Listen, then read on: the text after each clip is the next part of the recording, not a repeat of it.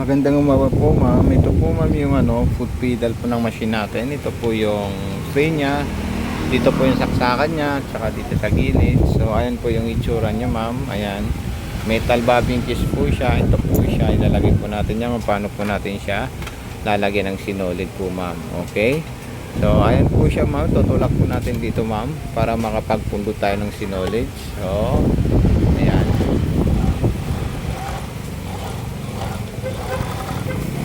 Ma'am, ganyan lang po siya ma'am, napakadali lang po ma'am. If ever na mayroon po tayong katanungan, huwag po kayo mahihiya, PM ako ma'am.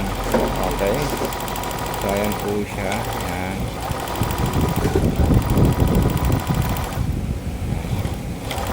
Heavy duty po ito ma'am kasi all metal body parts po siya. So ngayon tatanggalin po natin yan, tapos maglalagay tayo ulit ng bobbin sa itaas para meron po siyang bobbin sa ilalim at meron din po siyang sinolid sa itaas. So, ganun din po siya ma'am. So, ayan po siya ma'am. Sinolid po siya.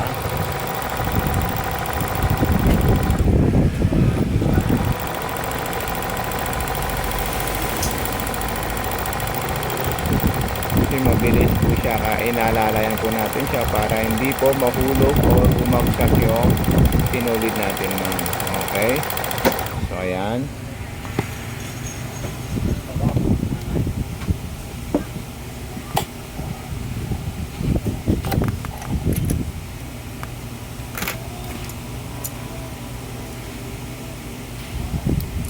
Pag maglalagay po tayo ng sinolid ma'am, ayan po siya ma'am, gaganito lang po natin siya. Ito kailangan maipit po siya sa loob dito. Meron pong spring dyan na dalawa na para ipitin niya yung sinulid natin. So ayan po siya. Tapos sunod natin yung sa itaas. So ayan po. Itutusok lang po natin yan ma'am. So ayan po siya ma'am. Ganyan lang po siya. Ayan. Sunod, kukunin natin siya sa kaliwa. Ayan. Ayan po siya ma'am. Okay. Pagkatapos, ilalagay natin dyan dito at saka sa butas na po ng karayon. Okay.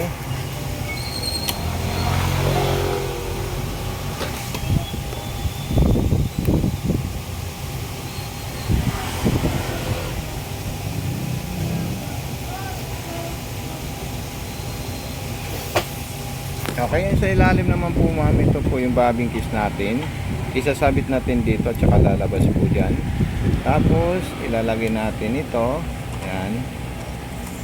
Ayan. Ayan, lalagitik po siya, habaan nyo lang po yan ma'am. Ito, hawakan nyo po ito ma'am, sinulid na to. Tapos ikotin nyo po ito ng pababa, paharap para makain niya po yung sinulid sa ilalim. So ayan po sila, diba? So ayan. So ayan po ma'am. Okay. Ayan po siya, pasok natin doon. Tapos dito po tayo pipili ma'am ng mga design at saka diretso. Kung gusto po natin siya diretso, itapat lang po natin ito. Ito po yung atras abante. Ito naman po yung distance kung gaano kasinsin at kadalang yung tahi. Tapos dito naman po yung diretso rin ulit, park zero. Pag gusto mo ng zigzag, ilipat mo lang po siya dito ma'am. So ito na po siya ma'am, yan. So lalagyan po natin siya ng tela. Okay, so ito po yung tela natin ma'am. Maong na po yan ma'am. So ayan po siya, maong. Ayan. Napaka-smooth yung takbo niya, napakaganda. So ayan po yung takbo niya ma'am. Okay. Kaya sa ilalim, pwede nyo po siya higpitan. Para higpitan nyo po, dito po tayo mag-adjust ma'am. Pwede natin. Ayan. So ayan po siya ma'am. Ayan. So ayan po siya ma'am. Ang ganda po. Ayan. Tapos kung gusto niyo po ng zigzag, ito wag niyo po ito baguhin. Ito lang yung ililipat nyo. So ngayon, nasa zigzag po siya na number 5. Sumala tayo po yung lakad niya, hakbang niya dahil dito. Kapag gusto po natin ito magkaroon ng masinsin, ayan po siya. So i-adjust lang po natin ito sa number 1 para magkaroon po siya ng pino or masinsin na tahi. So ayan po siya.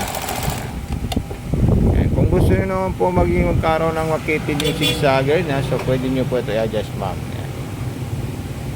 Okay? Ito kasi yung lapad at saka kitid ng zigzag. Ayan po siya ma'am. So ayan. Ngayon kung gusto nyo po magkaroon ng mga iba't ibang klaseng borda, so pwede nyo po ito i-adjust ma'am. Kung ano man yung gusto nung design. Yan. So ayan po siya ma'am. Yan. Pino natin siya o gawin natin siyang masisin para lumabas po yung totoong design ng sewing machine natin. So ayan po siya.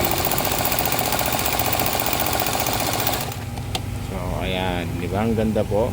Ngayon kung ibabalik niyo po siya sa normal, so huwag niyo po kakalimutan ilagay ito sa 0 dito, ito ilagay niyo sa 4 at ito ilagay niyo sa number 2 ay number 1. So ayan na po siya.